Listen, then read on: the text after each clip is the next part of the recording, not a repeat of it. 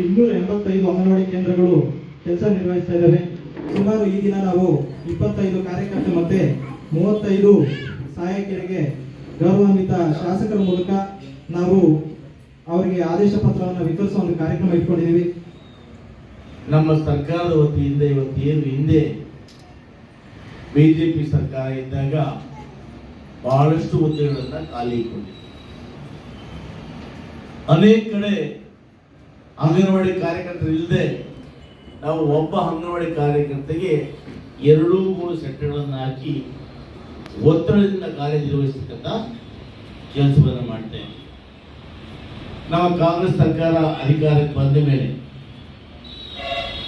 ಗೌರವದಿಂದ ಮುಖ್ಯಮಂತ್ರಿ ಆಗಿರ್ತಕ್ಕಂಥ ಸಿದ್ದರಾಮಯ್ಯನವರು, ಉಪಮುಖ್ಯಮಂತ್ರಿ ಆಗಿದ್ದ ಡಿ.ಕೆ. ಶಿವಕುಮಾರ್ ಅವರು, ಇವರೊಟ್ಟಿಗೆ ಹೆಣ್ಣು ಮಕ್ಕಳ ಇವತ್ತು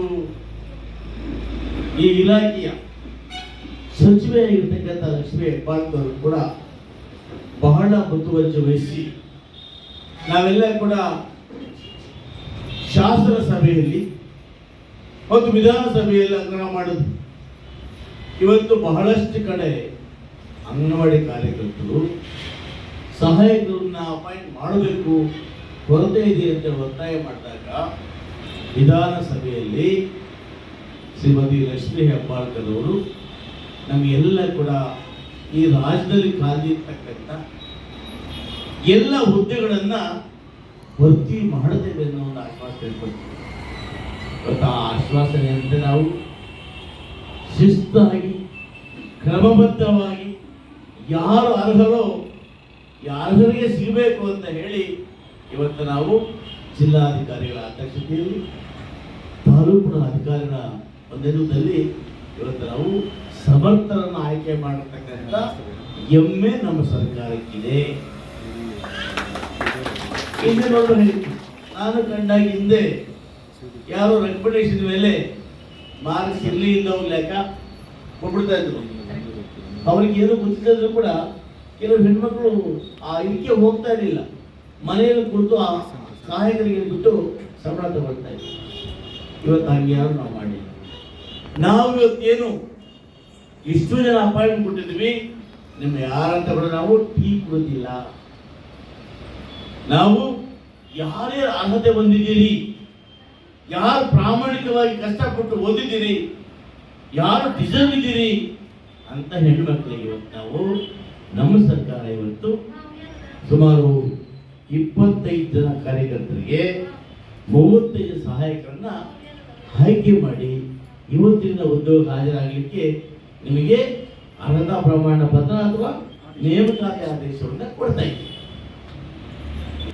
ನೀವೆಲ್ಲ ಕೂಡ ನಿಮ್ಮ ಕುಟುಂಬಗಳನ್ನು ಪೋಷಣೆ ಮಾಡಬೇಕು, ನಮಗೂ ಒಂದು ಆಸರೆ ಬೇಕು, ನಾವು ಕೂಡ ಜೀವನ ಸಾಧಿಸಬೇಕು ಅನ್ನೋ ಆಸೆಯೊಂದಿಗೆ ಸರ್ಕಾರಿ ಸೇವೆಯನ್ನು ಮಾಡಬೇಕು ಅನ್ನೋ ಆಸೆಯಿಂದ ಇವತ್ತು ನೀವೆಲ್ಲ ಕೂಡ ಈ ಉದ್ಯೋಗವನ್ನು ಬಯಸಿ ಆಯ್ಕೆ ಮಾಡಬೇಕು.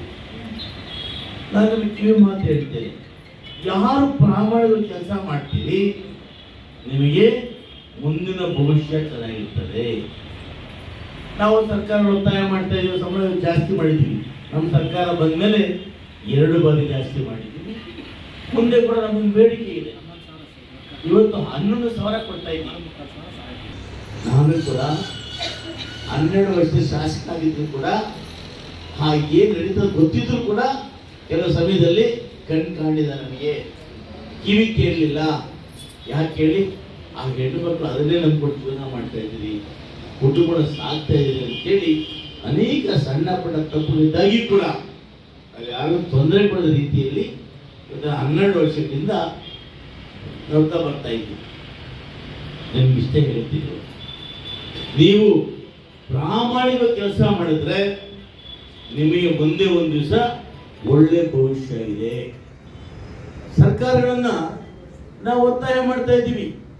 ಅಂಗನವಾಡಿ ಕಾರ್ಯಕರ್ತರು ಕೂಡ ಇವತ್ತೇನು ಇಂಗ್ಲಿಷ್ ಸ್ಕೇಲ್ ಇದೆ, ಆ ಸ್ಕೇಲ್ನಂತೆ ಸಮಾನ ಕೆಲಸಕ್ಕೆ ಸಮಾನ ಬೇಕು ಮತ್ತು ಅವ್ರನ್ನ ಕಾಯಂ ಮಾಡಬೇಕು ಅಂತ ಒತ್ತಾಯ ಮಾಡ್ತಾ ಬರ್ತಾ ಇದ್ದೀವಿ. ಬಹುಶಃ ಇವತ್ತೇನಾದ್ರೂ ಕೂಡ ಇವತ್ತು ಗ್ಯಾರಂಟಿಗಳಿದೆ.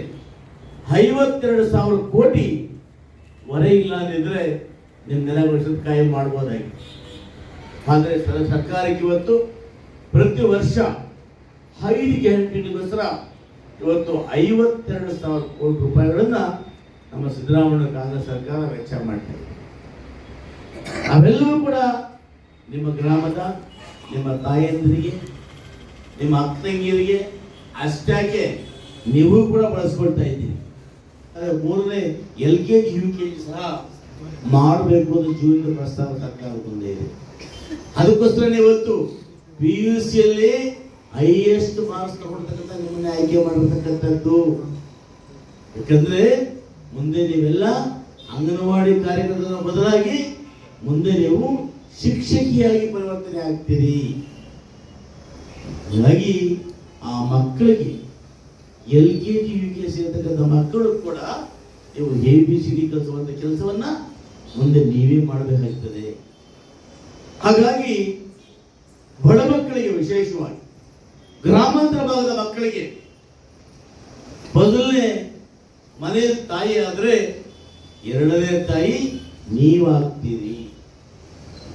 ಯಾಕಂದ್ರೆ ಇವತ್ತು ನೋಡಿ ನಮ್ಮ ಇಲಾಖೆ ಗರ್ಭಿಣಿಯರಿಗೆ ನಾವು ಭತ್ಯೆ ಕೊಡ್ತೀವಿ, ಹೆರಿಗೆ ಆದ ನಂತರ ಆ ಬಾಳಿಂತಿಗೆ ನಾವು ಭತ್ಯೆ ಕೊಡ್ತೀವಿ. ಅದಾದ ನಂತರ 1 ವರ್ಷ 2 ವರ್ಷ ಆದ ನಂತರ ಅವ್ರ ಮಕ್ಕಳನ್ನು ನಾವೇ ಪೋಷಣೆ ಮಾಡ್ತೀವಿ.